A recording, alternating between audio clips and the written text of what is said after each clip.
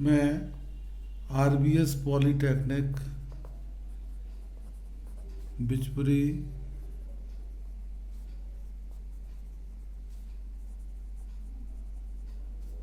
आगरा से engineer A K. Singh, lecturer in civil engineering, 6th semester, 3rd year, branch civil engineering, subject CMA and ED का unit number 7 lecture 1 ले रहा हूँ। Topic है निर्माण प्रगति नियंत्रण। टॉपिक है निर्माण प्रगति नियंत्रण। Control of construction progress. Construction progress.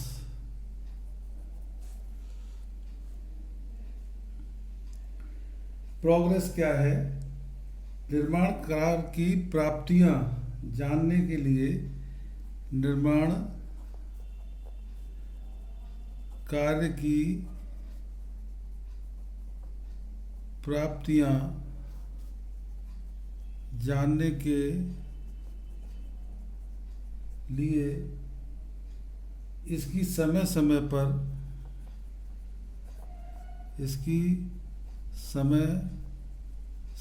पर प्रगति नोट की जाती है।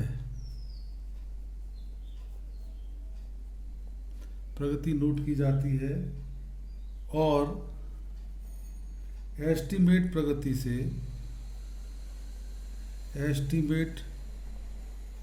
से इसकी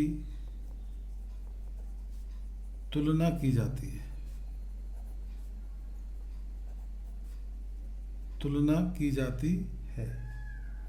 तुलना के आधार पर यह देखा जाता है कि कार्य धीमी गति से चल रहा है,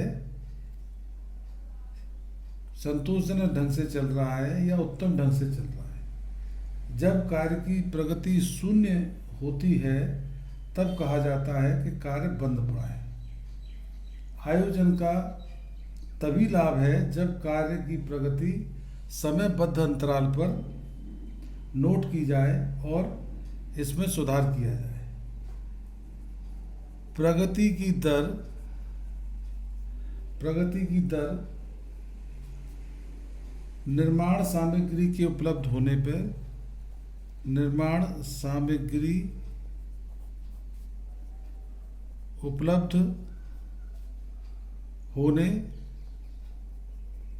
वांछित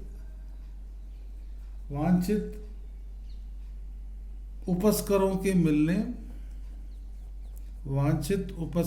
के मिलने तथा श्रमिकों के ठीक ढंग से कार्य करने पर निर्भर करती है।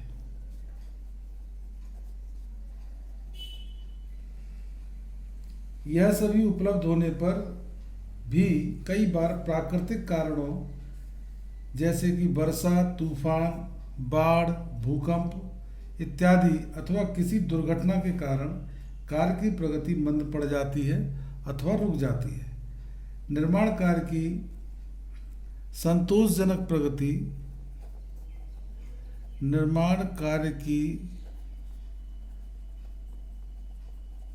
संतोषजनक प्रगति न होने पर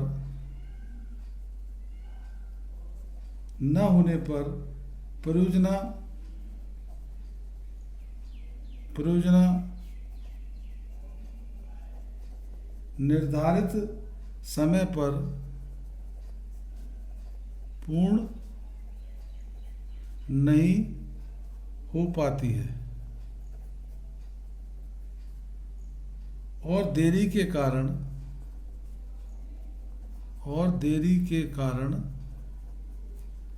निर्माण व्यय भी बढ़ जाता है।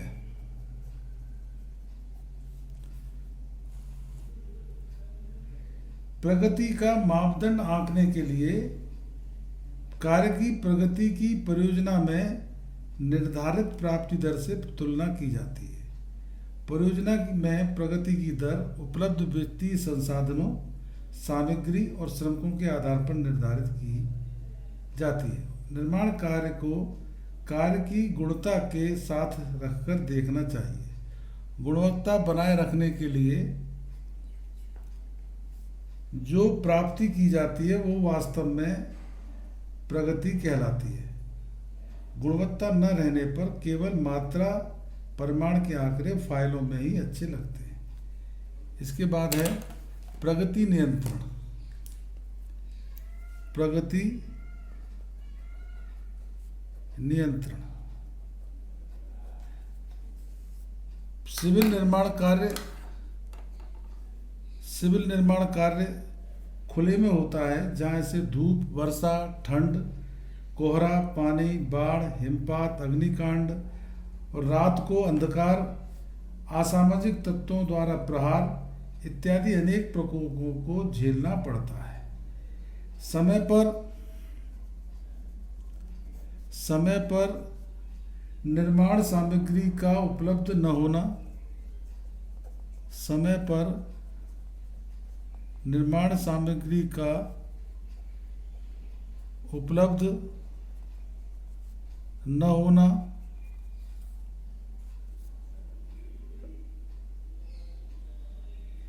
उपस्करों का ठीक से हरकत न करना। उपस्करों यानी कि मशीनों का ठीक से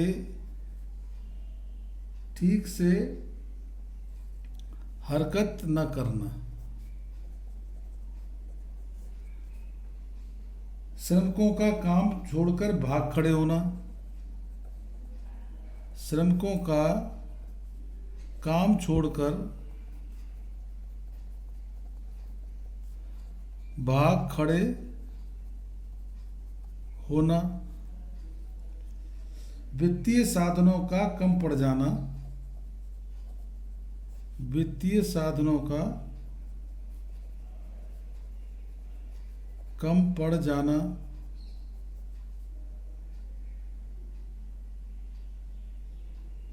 निर्माण स्थल पर किसी अप्रिय घटना का घट जाना। ऐसे अनेक कारण हैं।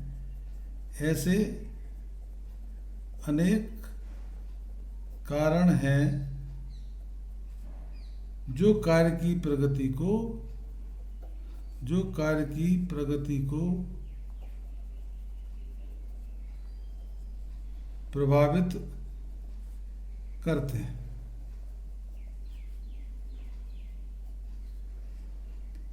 जब परियोजित प्रगति के अनुरूप स्थल प्रगति नहीं मिल पाती है तो कार्य समय पर पूर्ण नहीं हो पाता है और परियोजना की लागत भी बढ़ जाती है। अतः प्रगति को बनाए रखने के लिए निर्माण कार्य पर नजर रखना आवश्यक है। ऐसे कारणों को दूर करना होता है जो संतोषजनक प्रगति बनाए रखने में अड़चन डालते हैं। उद्देश्य क्या है? प्रगति नियंत्रण के उद्देश्य निम्नलिखित हैं। पहला, प्रगति पर नियंत्रण रखने से यह सुनिश्चित हो जाता है कि निर्माण कार्य आयोजना के अनुसार चल रहा है और समय पर पूर्ण हो जाएगा। सेकंड, परियोजना का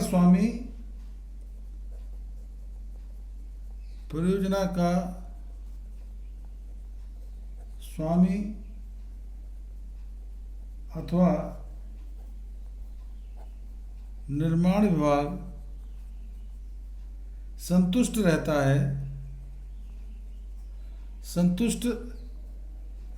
है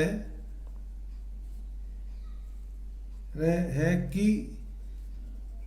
इसका जो धन व्यय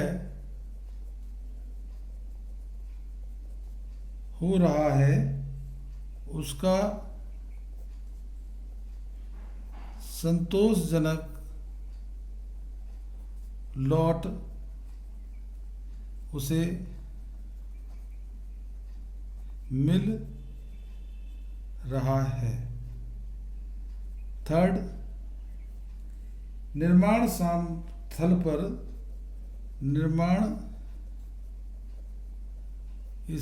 पर एकत्रित सामग्री, मशीनों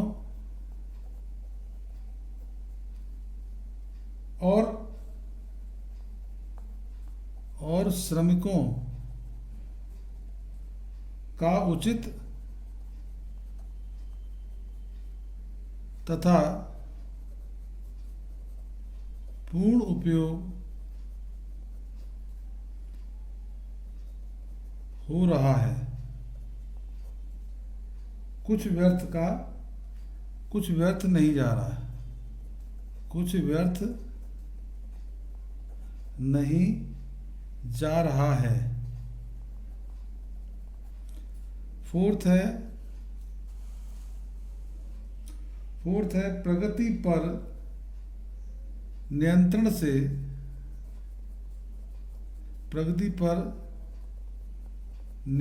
से अंतरिम भुगतानों के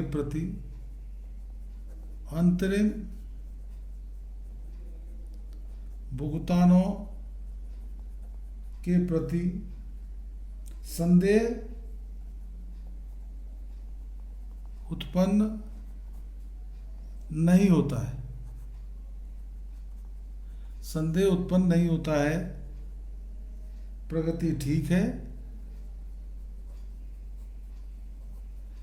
प्रगति ठीक है और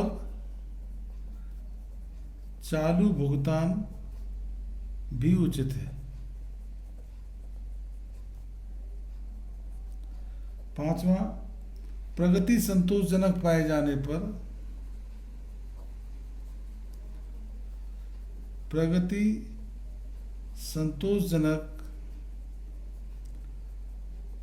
जाने पर सुधार तरीके अपनाए जा सकते हैं और मंद गति को उत्तम गति में बदला जा सकता है।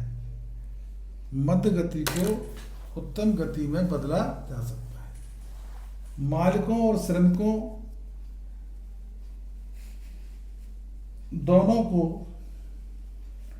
दोनों को संतोष प्राप्त होता है और श्रमिक को अपने श्रम का वास्तविक रूप देखकर, मालिक को अपनी पूंजी का उचित उपयोग देखकर। प्रगति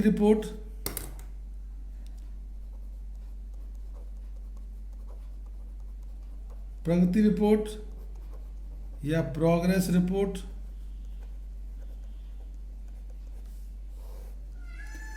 कार्य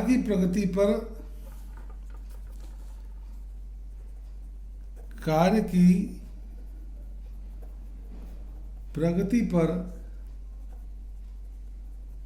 नियंत्रण बनाए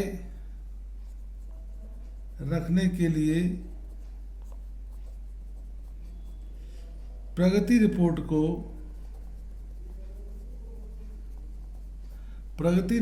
को आधार माना जाता है।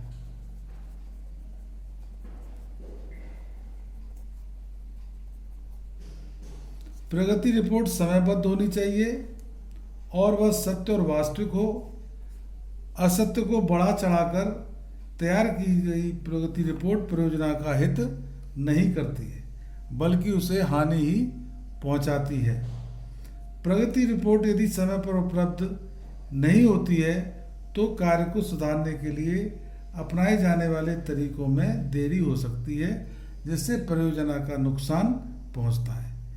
प्रगति रिपोर्ट विश्वसनीय स्टाफ द्वारा तैयार की जानी चाहिए और इसकी प्रभारी अधिकारी द्वारा मौके पर पहुंचकर जांच कर लेनी चाहिए। प्रगति रिपोर्ट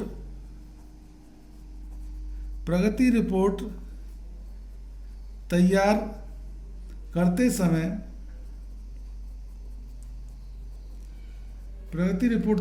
समय संपन्न हुए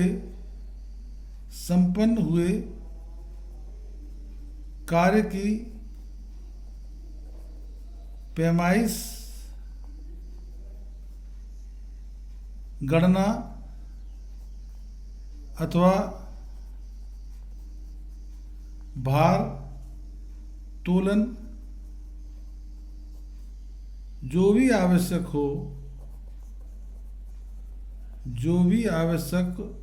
हो अपनाना चाहिए और इसे निर्धारित प्रपत्र पर तैयार करना चाहिए ताकि समझने में कोई दिक्कत न आए। प्रगति का आधार परियोजना में दिए गए प्राक्कलन के अनुरूप होना चाहिए। इससे विभिन्न मदों के तुलनात्मक अध्ययन तथा मिलान में सरलता बनी रहती है। प्रगति रिपोर्ट पूर्व निर्धारित कार्यक्रम के अनुसार पूर्व निर्धारित कार्यक्रम के अनुसार दैनिक साप्ताहिक मासिक या त्रैमासिक इत्यादि अवधि के लिए हो सकती है।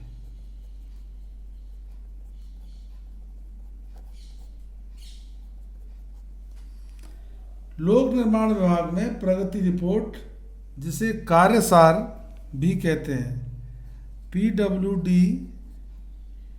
में प्रगति रिपोर्ट जिसे कार्यसार या वर्क्स एब्स्ट्रैक्ट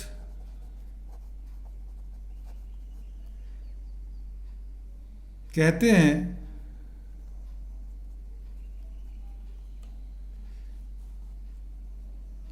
प्रत्येक माह के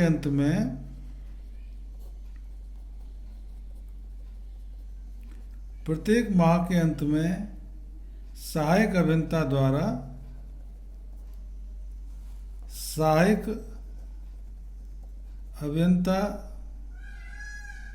द्वारा अधिशासी अभियंता को भेजनी होती है। यह प्रपत्र 33 पर बनाई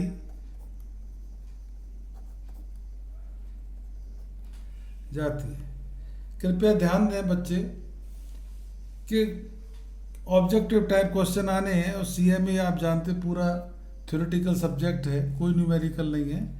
इसमें इसी टाइप के क्वेश्चन बनाए जाएंगे, बन सकते हैं। जैसे कि अभी आपने पढ़ा कि प्रत्येक माह के अंत में सहायक अभियंता द्वारा अधिशासी अभियंता को भेजनी होनी पड़ती है वर्क्स एब्स्ट्रैक्ट की रिपोर्ट। पूछ सकते हैं कि ये रिपोर्ट कौन से प्रपत्र पर बनाई जाती है। तो आपको अगर डिटेल स्टडी की है तो आप बता देंगे। प्रत्येक मद का अद्यतन और अघटन अप टू डेट परिमाण और संख्या दी जाती है, जिनकी माप पुस्तिका में प्रविष्टि हो चुकी है और भुगतान के लिए पारित कर दिया गया है। मदों के संदर्भ में माप पुस्तिका की पृष्ठ संख्या भी लिख दी जाती है।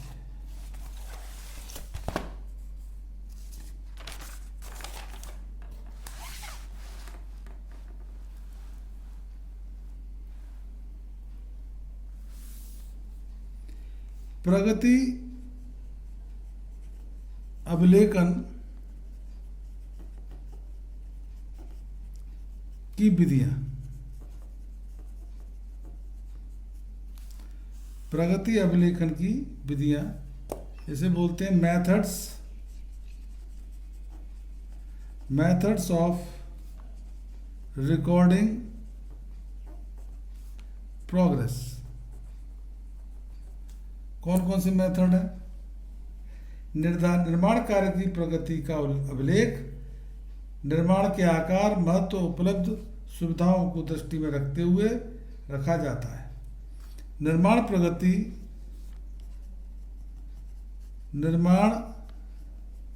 प्रगति प्रायः दैनिक आधार पर रिकॉर्ड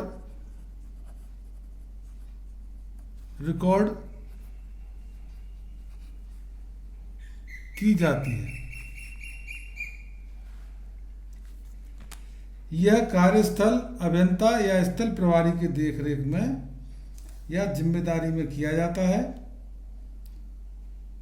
और प्रत्येक सेक्शन या अनुखंड द्वारा दिन भर में संपन्न किए गए संक्षिप्त वर्णन, कार्य का संक्षिप्त वर्णन, मात्रा, माप सहित एक दैनिक पत्री में या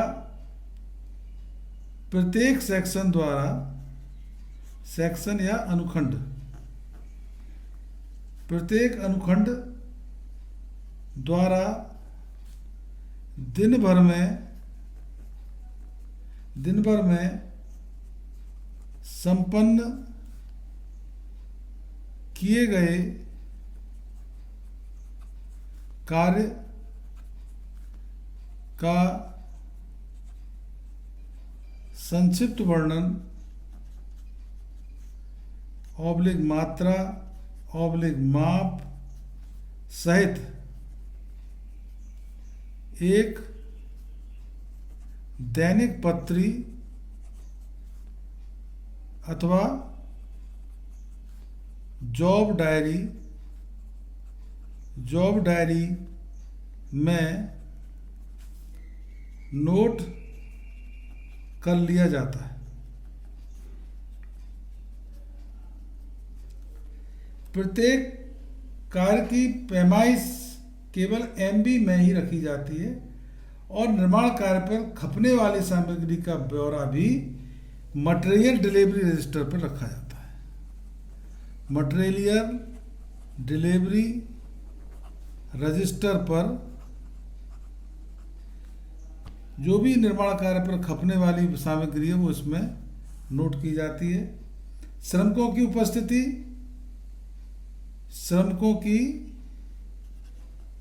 उपस्थिति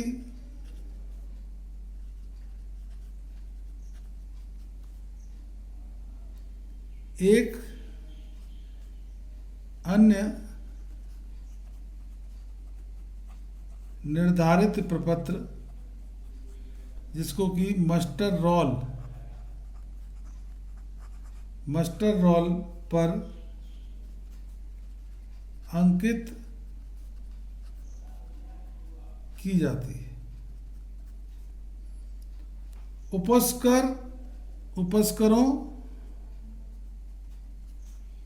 ऑब्लिक मशीनों के कार्य घंटों का ब्यौरा लॉग बुक में लिखा जाता है। प्रगति अभिलेख।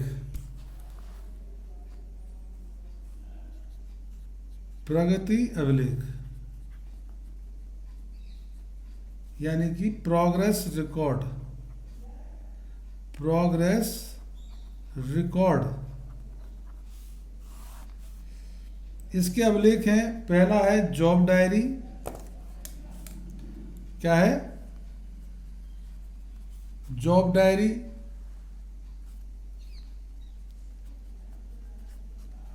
दूसरा सेकंड है माप पुस्तिका। थर्ड है निर्माण रिपोर्ट।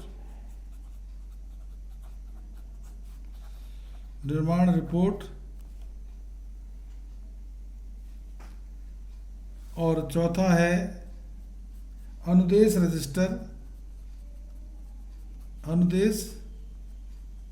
रजिस्टर। पांचवा है प्रगति चार्ट। और छठवां है कार्यसार। जॉब डायरी क्या है? इस जिल्दबंदी पुस्तिका में निर्माण स्थल की सभी दैनिक गतिविधियों का ब्यौरा होता है। निर्माण कार्य की प्रगति, निर्माण सामग्री की प्राप्ति, खपत, कार्यरत श्रमिकों की संख्या, उपस्थिति, कार्य संचालन में उत्पन्न दिक्कत, काम में रुकावट, मौसम, वर्षा, कार्य निरीक्षण और अन्य उल्लेखनीय बातों का विवरण नोट किया जाता है। जॉब डायरी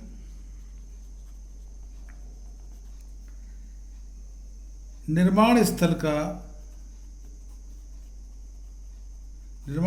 का रोजनामचा होता है और एक महत्वपूर्ण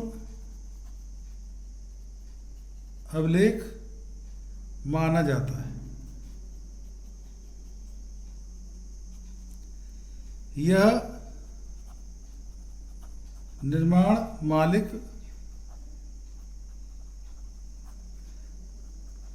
तथा ठेकेदार के झगड़े आदि में मूल अभिलेख का काम देता है।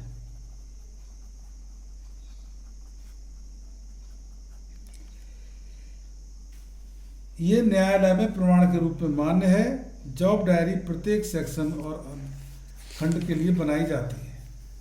इसके बाद है माप पुस्तिका मेजरमेंट बुक। पूर्ण किए गए कार्यों और सामग्री आपूर्ति का विस्तृत विवरण माप पुस्तिका में दर्ज किया जाता है। ठेकेदार सप्लायर को सभी भुगतान माप पुस्तिका में अंतराज के आधार पर किए जाते हैं। यह एक महत्वपूर्ण अभिलेख है। निर्माण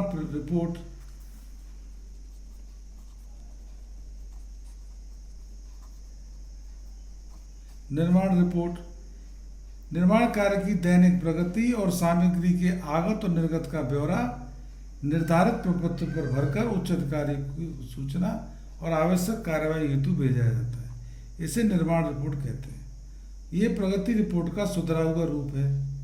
निर्माण रिपोर्ट में कार्य परिमाप, गुणवत्ता पूर्ति तिथि का ब्यौरा दिया जाता है। प्रगति रिपोर्ट का ही सुधरा हुआ रूप है। निर्माण रिपोर्ट में कार्य परिमाप, गुणवत्ता, पूर्ति तिथि का ब्यौरा दिया जाता है। अनुदेश रजिस्टर, अनुदेश रजिस्टर निर्माण कार्य के निरीक्षण के समय दिए गए आदेशों, निर्देशों, सुझावों का एक रजिस्टर पर ध्यानपूर्वक नोट किया जाता है, जिसे अनुदेश रजिस्टर कहते हैं, और स्थल प्रभारी के मध्य एक कड़ी का काम करता है और निर्माण कार्य की गुणवत्ता और मितव्यय बनाए रखने में सहायक होता है। पांचवा, प्रगति चार्ट। प्रगति चार्ट, प्रोग्रेस चार्ट। निर्माण कार्य की अप टू डेट प्रगति और आंकड़े दर्शाने के लिए प्रगति चार्ट बनाया जाता है।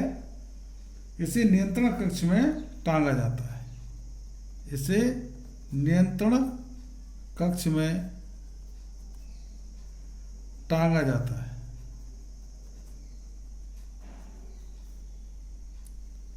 इस प्रगति चार्ट स्थलीय प्रगति का ग्राफी चित्रण करता है और यह चार्ट प्रगति रिपोर्ट और निर्माण रिपोर्ट के आधार पर बनाया जाता है। यह चार्ट निर्माण रिपोर्ट के आधार पर और प्रगति रिपोर्ट के आधार पर बनाया जाता है। प्रगति चार्ट पर आयोजित प्रगति और वास्तविक प्रगति दिखाई जाती है, जिससे प्रगति के मंद, संतोषजनक, उत्तम होने का पता लग जाता है। कार्यसार, कार्यसार वर्क्स एब्स्ट्रैक्ट। इस प्रपत्र में निर्माण मदों की भौतिक प्रगति का सार और कार्य पर किए गए व्यय का दर्शाया जाता है। यह प्रपत्र प्रत्येक माह में एक बार उपखंड अधिकारी द्वारा खंड अधिकारी को भेजना पड़ता है। प्रगति का विश्लेषण, प्रगति का विश्लेषण। निर्माण कार्य की प्रगति का स्वरूप जानने के लिए और श्रमिकों, उपस्करों, निर्माण सामग्री का उपयुक्त और मितव्ययी उपयोग ज्ञात करने के लिए प्रगति का विश्लेषण किया जाता है। बड़े निर्माण कार्यों के लिए यह विश्लेषण अति आवश्यक हो जाता है, विशेषकर ऐसे निर्माण जो बगैर ठेके पर दिए स्वयं संपन्न करता है। प्रगति का विश्लेषण अनेक चरणों पर किया जाता है। प्रगति के आंकड़ों की परियोजना की निर्माण अनुसूची के आंकड़ों के साथ साथ तुलना करके स्थिति का पता लगाया जाता है।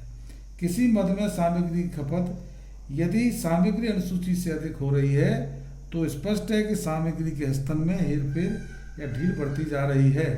यदि सामग्री की खपत प्राकलन के से कम है तो उस कार्य की गुणवत्ता, मानकता गिर सकती है। अतः दोनों ही स्थितियों में यह कार्य के हित में नहीं है। इनके कारणों का पता लगाना चाहिए और सुधार के तरीके अपनाने चाहिए।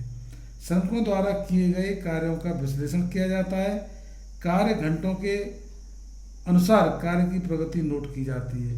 यदि श्रम सूची से अधिक श्रमिक किसी मद के अंतर्गत लगाए जाते हैं तो कारणों का पता लगाना चाहिए।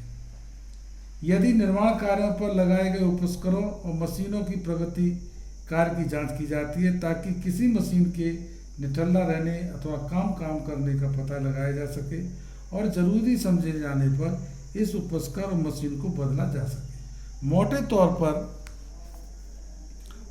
तौर पर प्रगति के संतोषजनक न होने पर सामग्री का मौके पर उपलब्ध न होना, श्रमिकों का ठीक से कार्य न करना और निरीक्षण कार्य में ढील आना और किसी संयंत्र का क्षतिग्रस्त होना इत्यादि होते हैं। प्रगति सुधार उपाय, करेक्टिव एक्शंस। प्रगति सुधार उपाय, प्रगति सुधार उपाय, करेक्टिव एक्शंस फॉर प्रोग्रेस। पहला है सामग्री, वांछित निर्माण सामग्री की समय पर व्यवस्था की जाए। सामग्री, यदि क्रय विभाग के कारण इस कार्य में देरी हो रही है तो उन्हें रिमाइंडर लेटर लिखा जाए। दूसरा है अतिरिक्त श्रमिक। अतिरिक्त श्रमिक, प्रगति तेज करने के लिए अधिक श्रमिक लगाए जाते हैं। अतिरिक्त श्रमिकों की पूर्ति के लिए आसपास के क्षेत्रों में मैट और चौकीदार भेजे जाएं अथवा सिविल प्रशासन से अनुरोध किया जाए। तीसरा है उपस्कर। उपस्कर किसी उपस्कर या मशीन के टूट जाने पर या ठीक कार्य न करने पर उसकी तुरंत मरम्मत की जाए अथवा नई मशीन की व्यवस्था की जाए। चौथा है मजदूरी दरें। मजदूरी दरें श्रमिकों से अधिक और उत्तम काम लेने के लिए इनकी मजदूरी की दरों में सुधार किया जाए अथवा इनका प्रलोभन घोषित किया जाए। श्रमिकों को अधिक समय तक कार्य के लिए भी प्रेरित किया जा सकता है। पांचवा है स्थल नियंत्रण। स्थल नियंत्रण निर्माण स्थल पर नियंत्रण व्यवस्था सुधार किया जाए। सामग्री उपस्करों के प्रचलन पर निगरानी रखी जाए। इधर उधर डोलते बेकार श्रमिकों को ताड़ना दी जाए और प्रवेश और निकास गेटों पर विश्वसनीय चौकीदार या कर्मचारी नियुक्त किया जाए और अवांछित तत्वों को निर्माण क्षेत्र से दूर रखा जाए। और छठवां प्रगति सुधार बैठकें। प्रगति सुधार बैठकें सभी स्थल अधिदर्शकों फोरमैनों की समय समय पर बैठकें की जाएं। उनको अधिक निर्माण सहयोग करके अपनाने और सामान्य रुकावटों को दूर करने के लिए निर्देश दिए जाएं। इसके साथ ही कठिनाइयों पर सहानुभूतिपूर्वक विचार किया जाए। और लास्ट है प्रगति सुधार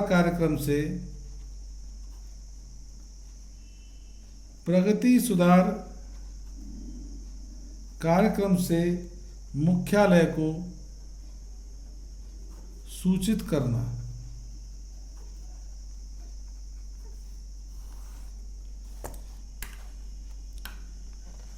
प्रगति सुधार के लिए उठाए गए सभी कदमों की लिखित सूचना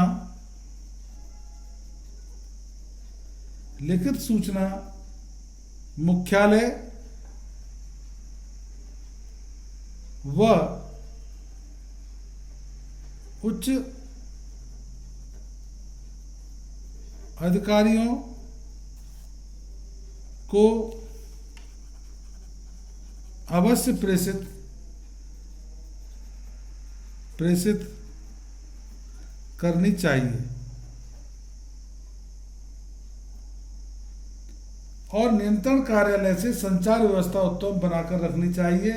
निर्माण स्थल की सभी आवश्यक सूचनाओं और प्रगति आंकड़ों को नियंत्रण कार्यालय बराबर भेजते रहना जरूरी है। मुख्यालय से प्राप्त आदेशों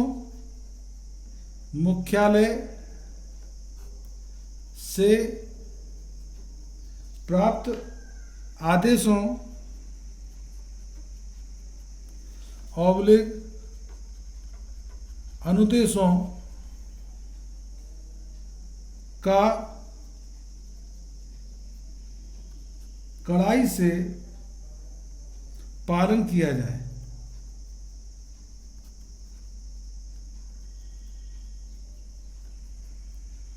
स्थल अभियंता इसके लिए जिम्मेदार होता है कि निर्माण स्थल पर क्या हो रहा है। मुख्यालय के इस सदा बने रहने वाले प्रश्न का संतोषजनक उत्तर देने के लिए स्थल अभियंता को सदैव तत्पर रहना चाहिए, तभी वह स्थल प्रभारी रह सकता है। इसके साथ ये टॉपिक यहीं ख़त्म होता है। धन्यवाद।